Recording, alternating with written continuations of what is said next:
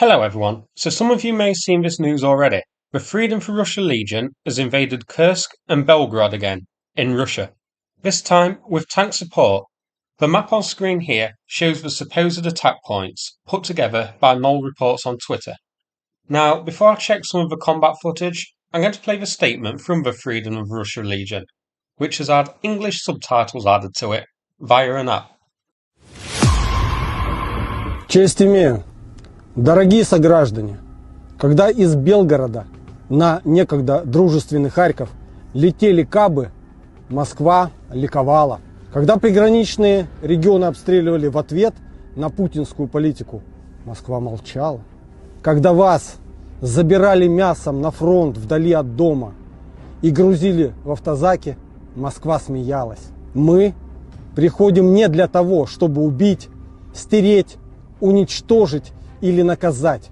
Мы идем, чтобы освободить вас от нищеты, бедности и страха, освободить от диктатуры террористической организации, захватившей власть, дать вашим детям нормальное, цивилизованное будущее, без санкций и без репрессий, без выборов, без выбора и без разговоров о важном, но с важными ценностями. И самое главное, без войны. Путин узурпировал власть на 20 лет. И что произошло? Санкции, экономический застой, кровопролитная война, забравшая жизни и здоровье более чем 400 тысяч российских мужчин, убитые политические конкуренты и полная изоляция с мировой арены. А еще красивые дворцы в Геленджике и Новоогарево.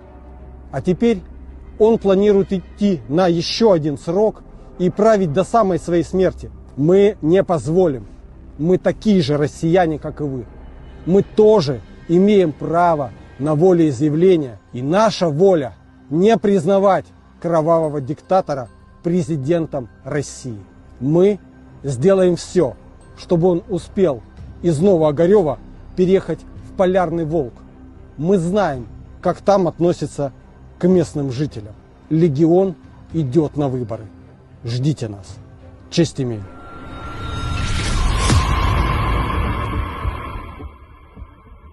So the translator app didn't do the best of jobs. It was about as successful as the Russian SAM system, to be fair. But I hope you got the gist of it. I couldn't find a better translated one online, so that one's gonna have to do, even though parts of it were translated into absolute gibberish. So it's unknown at the moment just how big the Freedom for Russia Legion attacking force actually is, but the presence of tanks shows that this is bigger than the last incursion, which happened in May last year. If I remember right, that one had mainly MRAPs, so we are going to have to wait and see. So what is the purpose of these raids? Now, I don't think they will have enough forces to capture and hold towns and villages for a long time, despite what the Freedom for Russia Legion claim. First, I find it unlikely that the raiding forces are big enough. Secondly, I can't see the Freedom for Russia Legion forces having enough support in Russia at all. The most promising attack on Russia came from Prigozhin and the Wagner Rebellion. He had both the forces necessary, and more importantly, the support from the public and the Russian armed forces to potentially topple Putin. But he bottled it. And of course, then a few months later, his jet accidentally strayed into the path of an S-300 missile. Clearly an unfortunate accident. So what is the goal here?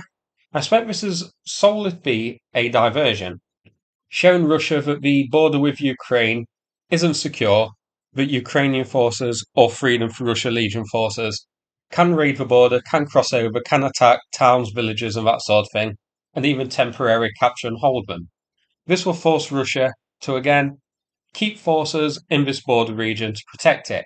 Every soldier, every vehicle, every artillery system, every howitzer protecting the border with Ukraine from these excursions of vehicles and manpower, which isn't going to be sent to Bakhmut or Avdiivka or Zaporizhia and that sort of thing. So this does make sense. Force Russia to commit forces to defend this border region lest it get raided and attacked again. And not to mention, it's hugely embarrassing for Putin, having his 3-day special military operation last over 3 years, and also Russia get raided and actually invaded, not once, but twice, but thrice. So we are going to have to wait for more information. Now, that isn't all that I have for you. There's also been a number of drone attacks on Russia last night. I may as well take a look at them in this video here. This video playing now, and the photos I'll show afterwards, show an oil depot in Orel, Russia, which is burning after being hit by drones. At the time of recording, we don't know how many drones were used in this attack, but we can see a rather substantial blaze. Looks like at least one oil tank on the facility is on fire, possibly more. This is the latest in a number of Ukrainian drone attacks targeting Russian oil depots and oil refineries and that sort of thing.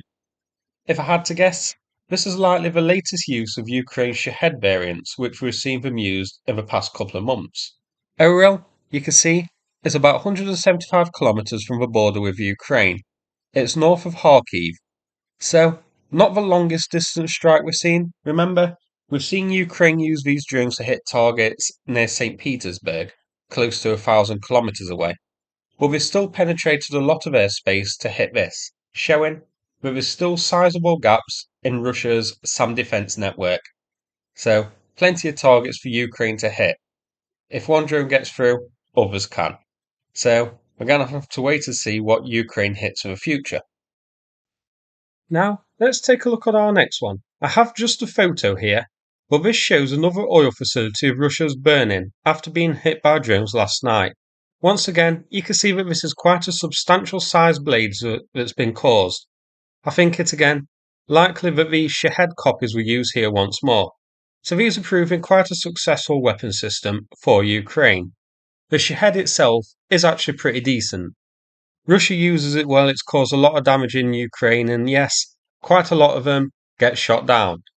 But a few do get through, as is the case here, and they do have long range. Here's the geolocation showing where this drone hit. So you can see it hit this thing here. I'm not sure what purpose this part of the facility is. If we zoom out though, you can see that this is a massive oil facility.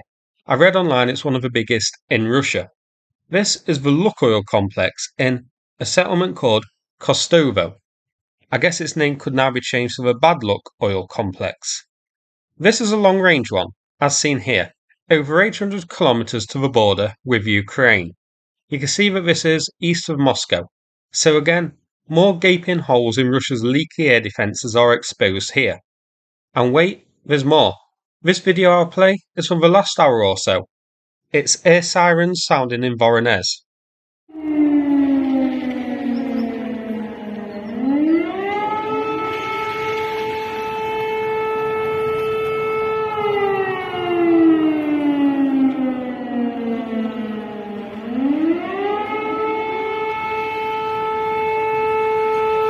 So drone attacks are still taking place. I have a photo here which I've just found in the last 10 minutes or so. This is showing smoke rising over a geothermal plant near St. Petersburg. There's no word yet actually if this one was a drone attack or just some sort of incident that's caused a fire. We are going to have to wait for more details on this one. Here, a photo of air defence launchers in Taganrog, which Ukraine hit a couple of nights ago as well, targeting an A-50 which was being repaired there. So, Ukraine is certainly giving Russia a sound spanking today. So there's a high likelihood that I'll have to do an update video soon, either on the ongoing drone attacks on Russia, or on the Freedom for Russia Legion's invasion of Kursk. Hopefully, we have some success that we hear about in the coming hours. Now, before we finish, a quick mention about the ongoing fundraiser with Rebirth Energy. This one is to buy a buggy, shown on screen now, for the Ukrainian Armed Forces. We've done quite a lot of fundraisers for the Rebirth Energy in the past. Big thanks to everybody who donated. The donation information is in the description of the video. Thanks very much, and take care everybody.